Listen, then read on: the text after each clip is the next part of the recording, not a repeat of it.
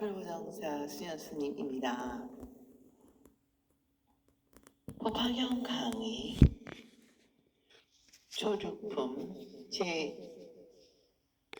제21회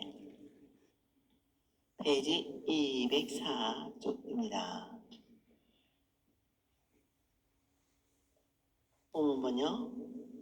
일체 중생 회견보살이 이렇게 법과 공양을 올리기를 마치고 수명이 다한 후에 다시 1월 정명덕 부처님 나라에 태어나서 정도광의 집에 결가보자 하고 호련히 저절로 태어나서 곧 그 아버지에게 개송으로 말씀하시되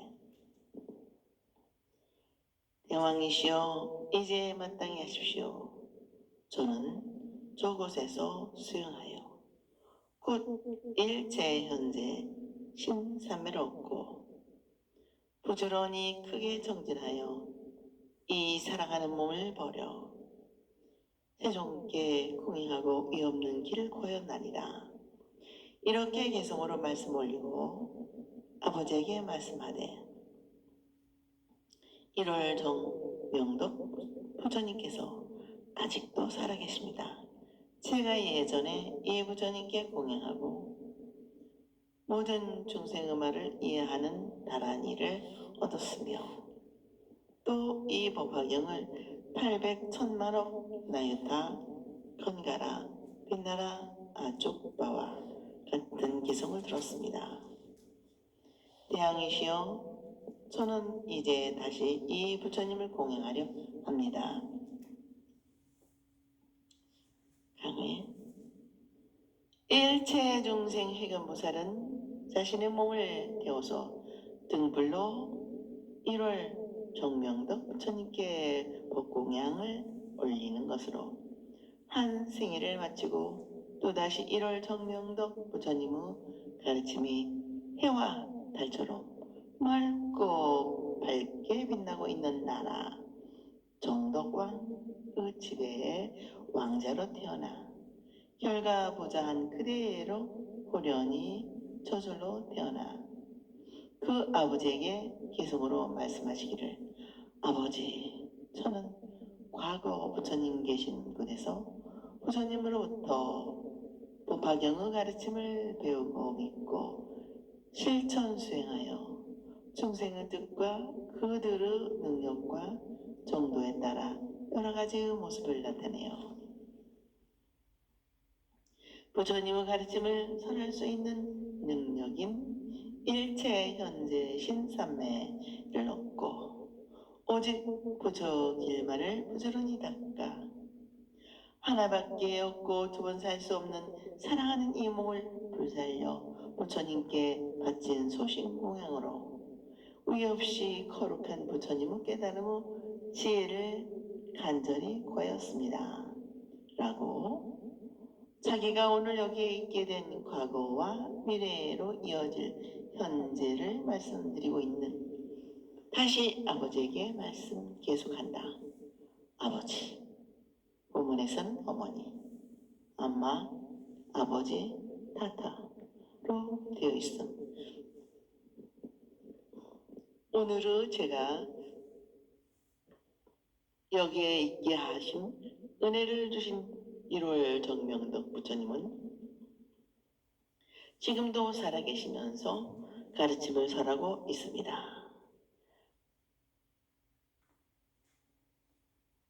본문에서는 지금 현재도 생존하시어 가르침을 설하신다고 되어 있습니다. 제가 전생의 부처님을 공양하여 모든 중생의 말과 소리를 듣고 그 뜻을 알아서 그들에게 이익과 도움을 주고 기쁨과 즐거움을 줄 수 있는 가르침을 설하는 능력인 해일제 중생 언원다라니를 얻었으며 또 이 법화경은 헤아릴 수 없이 수많은 개성을 들었습니다. 100만억, 1000만억, 100천만억 존조를 나타냄. 아버지, 어머니, 저는 다시 이 부처님께 공양하러 하나니라 하였다. 다시 말하면 일체중생 회견보살이 현재 정덕광의 왕자로 태어난 것은 과거 1월 정명덕 부처님께 몸을 사려 밝은 등불로서 소신공양을 올릴 공덕으로 여기에 이렇게 나타났습니다. 이 은혜를 생각하면 한 생일을 맞춰 감사 보훈하는 것으로는 만족할 수 없습니다. 몇 번이고 다시 태어나고 또 태어나서라도 끝이 없이 은혜에 보답하는 길을 걸어야 하는 것입니다. 이렇게 되풀이하는 과정 속에서 자신의 완성을 가져올 수 있다고 생각하였습니다. 그리하여 그 왕자는 부처님께 이르기를 저는 물질적인 욕망이 없습니다. 실제의 나는 이미 우주의 본질인 대생명의 법칙에 바탕을 둔 부처님 능력에 의해 여기에 있습니다.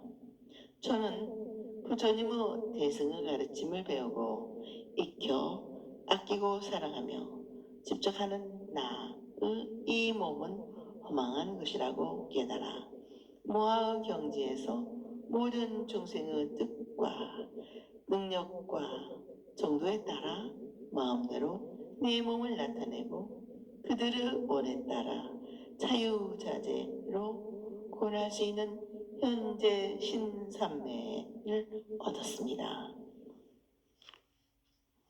해와 달처럼 맑고 밝은 덕을 갖춘 1월 정명덕 부처님께서는 오늘 현재에도 세상에 계시면서 중생을 위해 참 삶의 가르침을 베풀고 계십니다. 그 부처님은 과거, 현재, 미래를 초월하신 분입니다.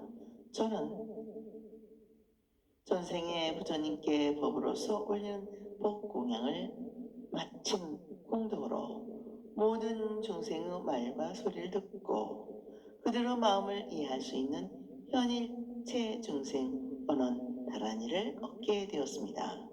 저는 어떤 사람 누구나 만나고 보게 되면 오직 부처님의 은혜에 보답하기 위하여 저 사람들을 가르치고 인도하여 거룩한 부처님의 길을 가르쳐 윤회 전생하며 온갖 기우로움에서 허덕이고 있는 중생적인 삶을 떠나 부처님과 같은 완성자의 지혜로운 삶을 살아가게 하려는 뜻이 지극하기 때문에 그들의 마음을 한눈에 끼들어 보고 알 수 있게 되었습니다.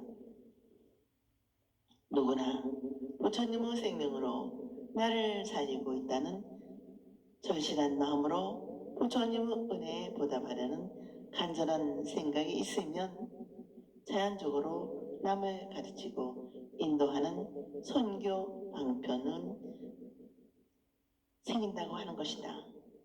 일체 중생 해결보살이었던 왕자는 이것으로 만족하지 않고 다시 또 법화경 수많은 개송을 듣고 배워 자신과 공덕과 지혜를 더욱 심화시켰다고 한다.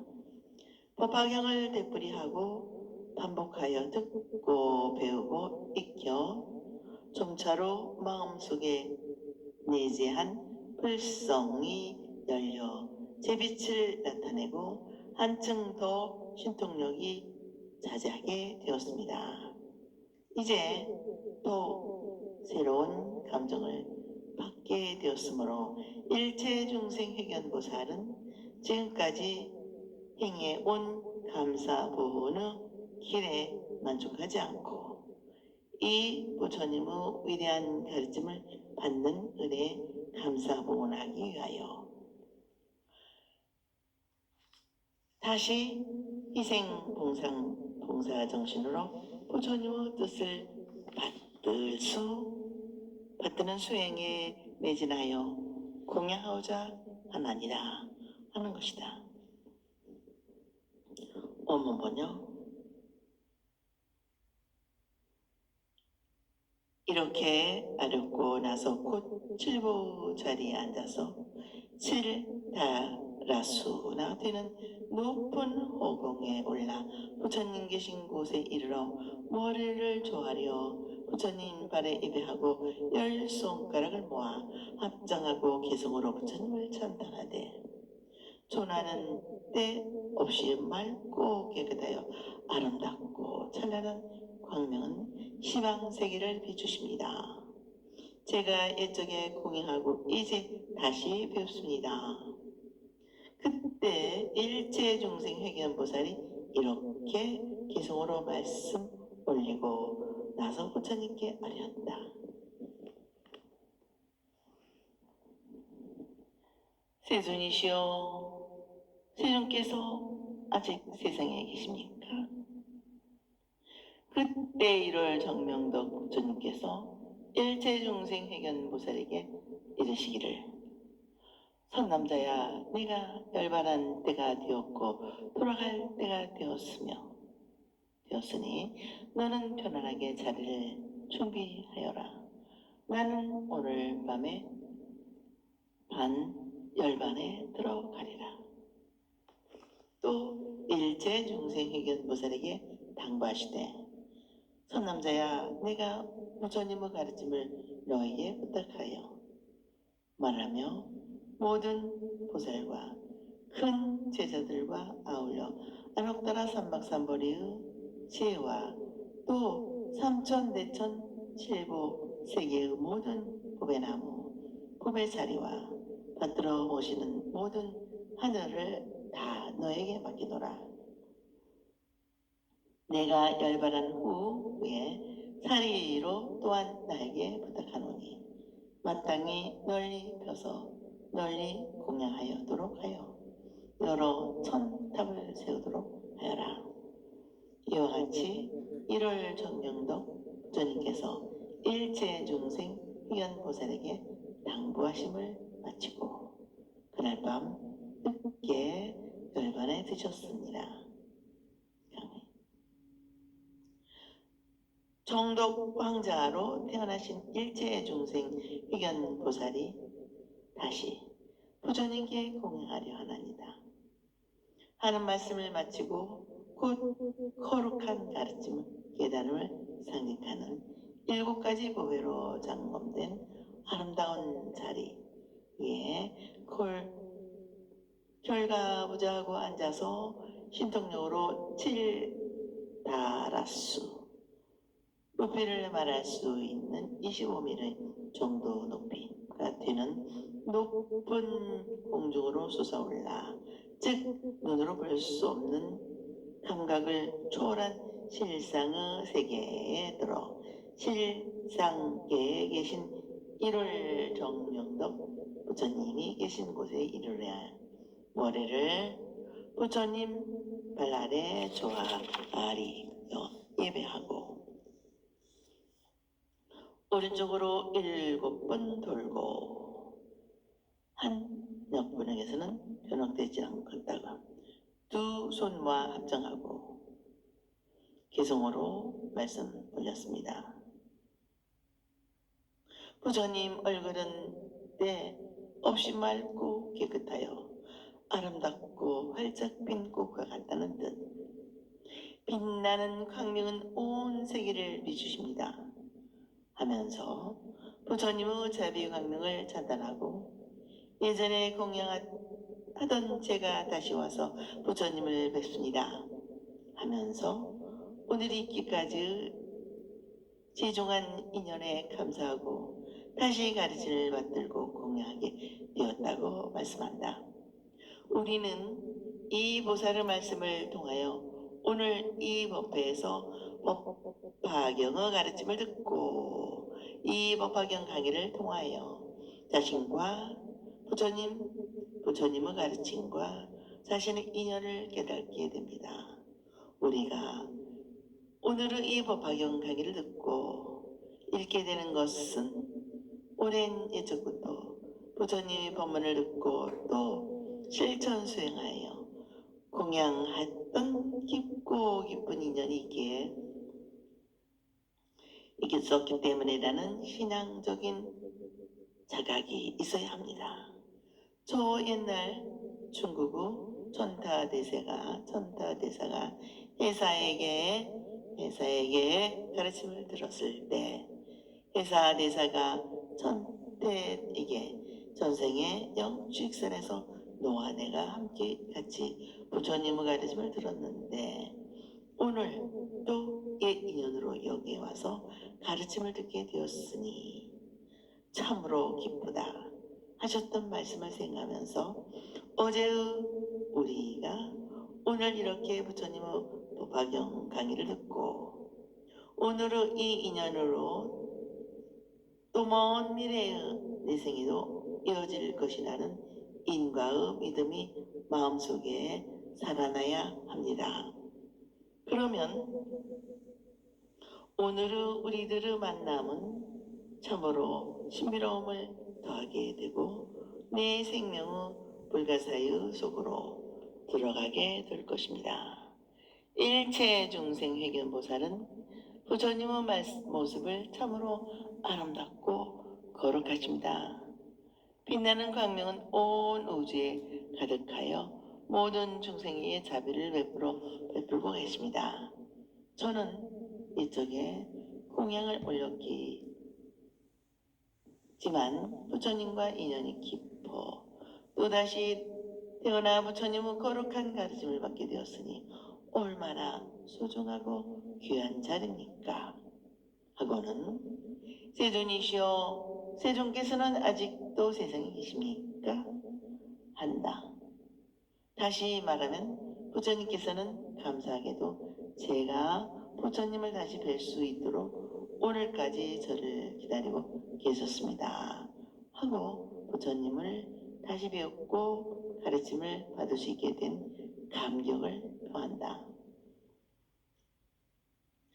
이 말씀을 들으신 1월 정명덕 부처님께서 일체 중생 회견 보살에게 이르시기를 선남자야 나는 이 사생에서 가르침을 다 설하고 가르쳤다. 이제 이 세상을 교화할 인연이 다 하였으니 열반에 들고 돌아갈 때가 되었다. 내가 편안히 자를 준비하여라. 나는 오늘 밤에 열반에 들어가겠다 하시고는 또 일체 중생 회견 보살에게 당부하신다. 선남자야 내가 부처님의 가르침을 너에게 부탁에 맡기며 모든 보살과 큰 제자들과 아록다라 삼막삼보리의 진리와 이 세계 보배의 자리와 따라 오시는 천신들을 다 너에게 맡기며 내가 열반한 뒤 사리도 또한 너에게 부탁하는 것이니 나는 나를 대신하여 널리 가르치고 펴서 모두가 받들어 공양하게 하고 부처님의 덕을 영원히 존재하고 기념하기 위하여 많은 답을 세우도록 하여라 하시고는 당부를 마치시고 그날 밤 늦게 열반에 드셨다고 한다.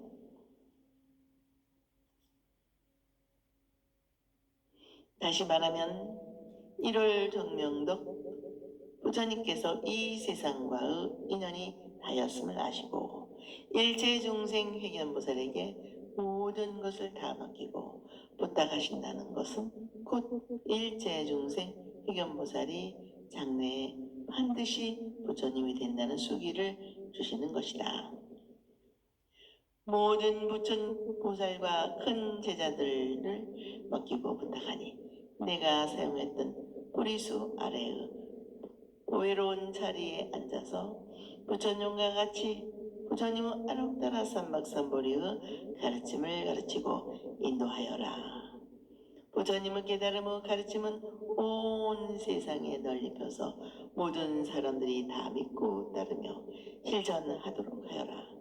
그러기 위해서 부처님의 높고 거룩한 정신을 영원히 우러러보고 존경하는 마음을 되도록 답을 세우라고 하신다. 여기에서 살이란 말씀도 꼭 물질적인 부처님의 유골만을 말하는 것이 아니라 가르침의 골수, 즉 부처님의 가르침의 근본을 말하는 것이다. 이 뼈와 같은 가르침의 근본 정신을 바탕으로 그 부처님의 뜻을 높이 드러낼 수 있도록 많은 사람의 마음을 이끌 수 있는 상징물로 탑을 세우라고 하는 것이다. 탑을 세워 아름답게 장엄하면 많은 사람들은 시선을 끌게 되고 훌륭하다는 마음으로 그 아름다움을 찬탄하게 되듯이 모든 사람의 가슴마다 감동의 물결이 일어나서 경건한 마음으로 신봉하도록 부처님의 근본 정신을 널리 가르치고 펴라는 것이다. 그러므로 오늘날 절에 탑을 건립한다는 불사도 반드시 부처님의 덕을 기념하고 부처님의 거룩한 정신과 가르침을 세상에 우뚝 세워 진리의 문을 열어 보이고 가르치며 널리 알린다는 마음이 앞서야 할 것이다. 탑을 세운다는 것은 부처님의 근본 정신을 오늘의 현실에 다시 살려내고 부처님의 근본적으로 돌아가서 모든 사람을 부처 길로 인도하겠다는 바람을 세우는 것이고 보살로서의 희망과 소원을 세우는 것이며 모든 사람과 다 함께 부처가 되고자 하는 원대한 반원을 세우는 것이다. 우리는 오직 부처님의 높고 거룩한 가르침을 본받아 부처님의 체념을 나 자신의 혈록 속에 남긴 심혼으로 일깨워 다시 산 부처님의 빛이요 인정이며 행복이 될 수 있는 참다운 불자가 되고자 하는 발언과 기도의 탑을 마음속에 세워내야 하겠습니다. 그리고 오늘의 사원도 그저 높고 크게 오색 단정의 장엄한 법당 속에는 육체적인 사리가 아닌 장엄을 위한 현상이나 상징물이 아닌 부처님의 가르침의 근본인 진리의 사리를 모셔야 할 것이다. 그리하여 진리의 법음을 살아 숨쉬고 법신부로 음성이 큰 광명으로 빛나는 진리의 전당이 온 누리의 모든 중생의 마음의 고향으로 있게 하여 여기에서 너와 나를 살리고 우리 모두를 있게 하는 진리의 생명수가 끊임없이 흘러나오는 생명의 원전으로 생명의 요람으로 있게 되기를 간절히 바란다. 육신의 부처님은 열반에 드셨습니다.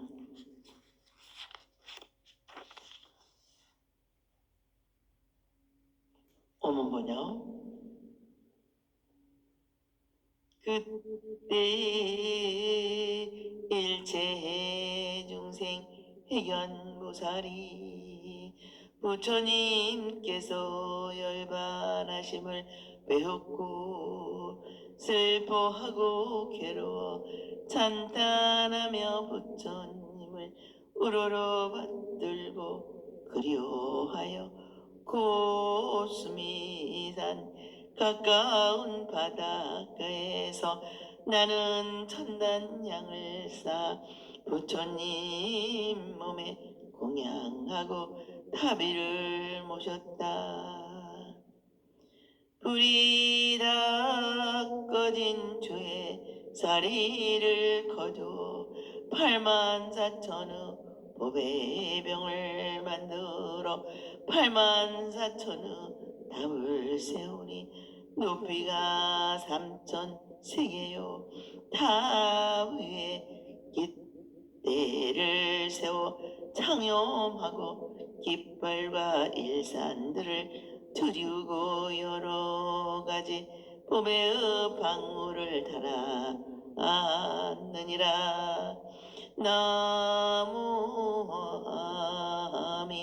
다불 나무아미 다불 나무아미 다불.